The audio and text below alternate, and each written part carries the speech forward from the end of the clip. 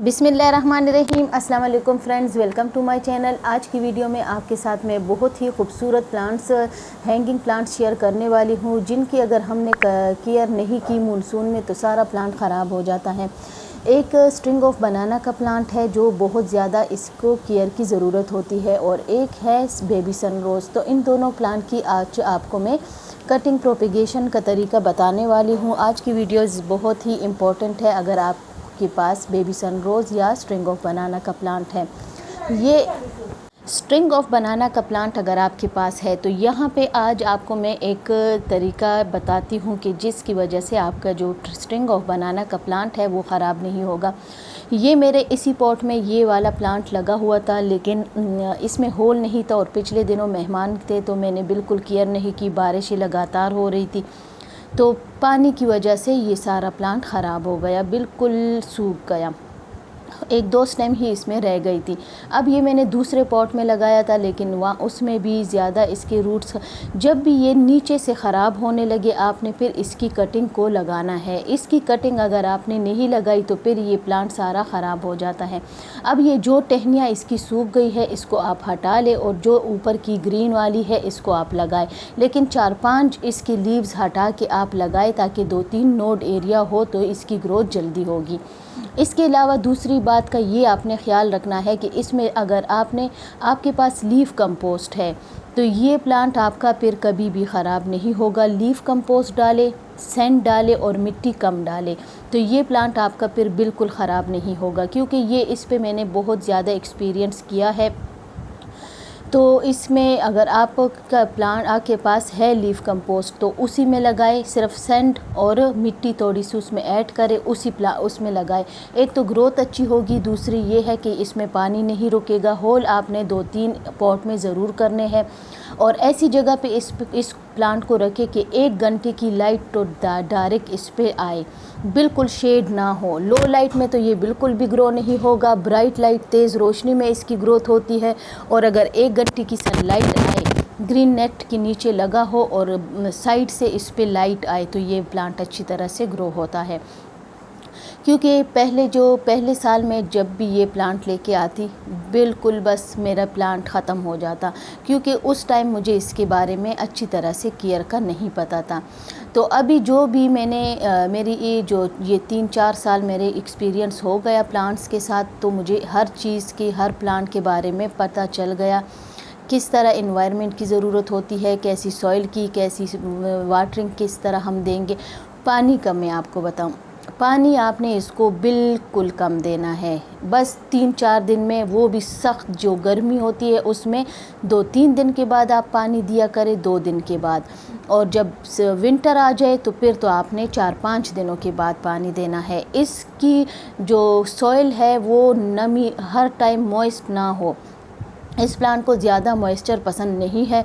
इस प्लांट की मिट्टी अगर सूखी होगी तो तभी इसकी अच्छी ग्रोथ होगी। तो इसके अलावा आपने इस बात का ये देखिए, अब यहाँ पे मैंने इसको हैंग किया है कि जहाँ पे डायरेक्ट लाइट आती है लेकिन बहुत कम, तो यहाँ पे इसकी बहुत अच्छी ग्रोथ पहले भी हो रही थी। आप इस तरह आप देखा करें अपने गार्डन में, जहाँ भी आपने प्लांट्स लगाए हैं, प्लांट को 2-3 जगहों पे आप चेक किया करें कि जहाँ पे इसकी अच्छी ग्रोथ हो रही है उसी जगह पे उस प्लांट को फिर परमानेंट रखें। उस जगह से आपने फिर इसको हिलाना नहीं है।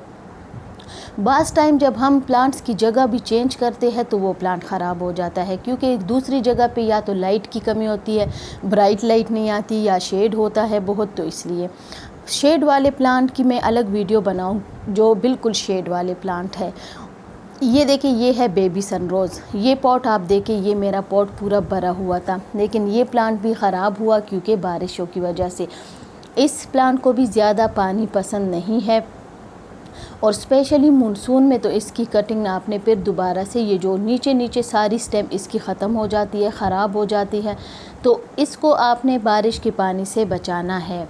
अगर बारिशें लगातार इस पे 2-3 दिन हुई तो ये ख़राब हो जाता है। ये देखिए, ऊपर से ही इसकी बीच में भी इसकी स्टेम ख़राब हो जाती है। तो इसके लिए भी आपने सैंड, लीफ कंपोस्ट और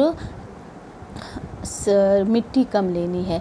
तो इसमें अगर आप इस प्लांट्स को लगाएंगी तो इसकी कटिंग अच्छी चलेगी। और अभी इसको ये जो प्लांट ख़राब हुआ है इसके सारे जो ऊपर की टिप वाली कटिंग है हम लेंगे, इसके लीव्स हटा के अभी ये इसमें मैंने कोकोपीट और सैंड डाली है, तो इसमें मैं इसको लगा लूँगी और शेड में रख लूँगी, क्योंकि शेड में इसकी अच्छी ग्रोथ होगी। डायरेक्ट लाइट में आपने कटिंग को बिल्कुल नहीं रखना।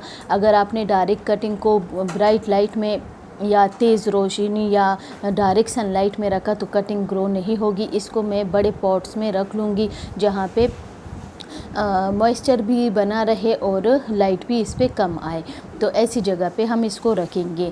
जब भी आप कटिंग लगाए, कटिंग लगाने का यही तरीका होता है कि अगर आपकी कटिंग सिर्फ सॉइल में ग्रो नहीं हो रही, आपको इस तरह लगता है, तो आपने क्या करना है कि फिर आपने कोकोपीट और सैंड में ट्राई करना है। ट्राई करते रहा करें, 2 3 4 5 या 10 कटिंग आपकी फ़ेल हो सकती है, एक कामयाब हो जाएगी। जब भी एक कटिंग आपकी कामयाब हो जाए इसका मतलब आपको तरीका आ गया, तो उसके बाद आपकी कोई कटिंग फ़ेल नहीं होगी। और टेंशन ना लिया करें, 4-5 कटिंग आप ज़रूर लगाया करें, एक कटिंग ना लगाए, क्योंकि अगर एक कटिंग लगाएंगे वो भी ख़राब हो गई तो आपको बहुत ही दुख होता है। तो इसलिए आप कोशिश करें कि 6-7 कटिंग लगाए, उसमें 2-3 तो ज़रूर ग्रो होगी और आहिस्ता आहिस्ता आप सीख जाएंगे। 1 साल 2 साल तकरीबन गार्डनिंग के, अगर आप बिगनर्स हैं तो आपके 1-2 साल कम से कम लगेंगे। जब समर आएंगे तो उसका भी आपको तरीका पता चल जाएगा कि कौन से प्लांट को कितनी पानी की ज़रूरत है, कैसी मिट्टी की ज़रूरत है, किस तरह सनलाइट की ज़रूरत है। और जब विंटर आएंगे तो विंटर में भी फिर आपको पता चल जाएगा कि क्या केयर हमने करनी चाहिए, किस वजह से प्लांट ख़राब होते हैं, किस वजह से नहीं। लेकिन मैं आपको एक बात बताऊं कि ग्रीन नेट ज़रूर लगाए, समर में भी विंटर में भी, क्योंकि ओस की वजह से भी अगर विंटर में आपने नहीं लगाए तो ओस की वजह से ख़राब होंगे, समर में नहीं लगाएं तो सनलाइट की वजह से ख़राब होंगे। और अच्छी तरह से जब ग्रो होते हैं तो आपने बस डेली पानी देना है, फर्टिलाइज़र 15 डेज़ के बाद देना है, उसके बाद आपने 1 महीने के बाद कंपोस्ट दिया करें। अगर ना भी दे तो ये जो लिक्विड फर्टिलाइज़र मैं बनाती हूँ वही मैं यूज़ करती हूँ अपने सारे प्लांट्स में, तो बस वो ही आप लगा ले, एक दफ़ा आप बना ले, फिर आपको बार बार लगाने की ज़रूरत नहीं होगी बनाने की। तो इसके अलावा आपने ये काम करना है कि ये बेबी सनरोज़ के प्लांट को डायरेक्ट लाइट चाहिए, लेकिन ब्राइट लाइट तेज़ 2-3 घंटे की डायरेक्ट लाइट में आपने इसको नहीं रखना।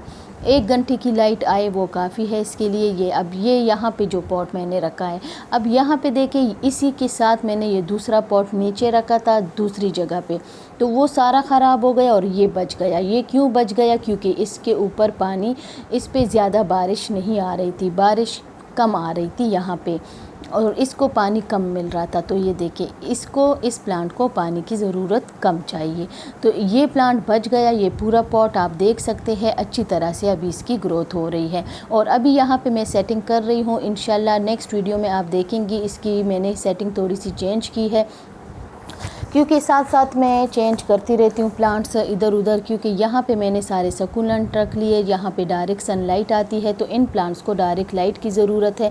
अब ये देखिए, इनको मैंने यहाँ पे शिफ्ट कर लिया तो इसमें बड आनी स्टार्ट हो गई और फ्लावरिंग भी शुरू हो गई, तो इस पर डायरेक्ट लाइट आती है।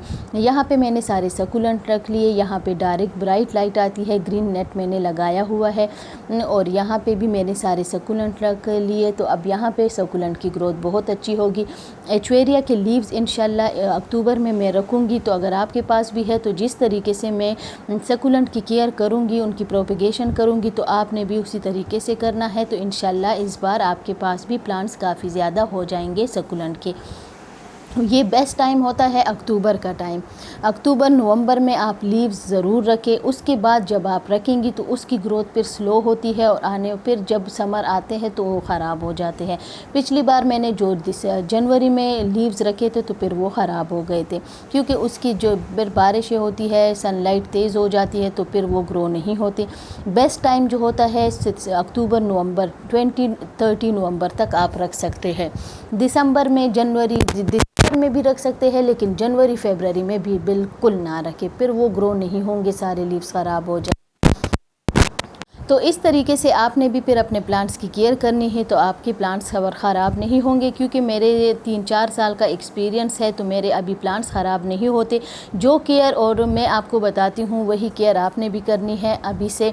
तो आपके जो सकुलेंट है वो विंटर में ज़्यादा इसकी अच्छी ग्रोथ होगी और परमानेंट प्लांट्स भी आपके ख़राब नहीं होंगे। मैं जो तरीका आपके साथ शेयर करती हूँ वही तरीके से आप भी अपने प्लांट्स की केयर किया करें। इसके अलावा फ्रेंड, आपने ये काम करना है कि जब भी आप अपने प्लांट्स की प्रोपेगेशन करें तो ऐसे टाइम पे ना करें कि डोरमेंसी का टाइम हो।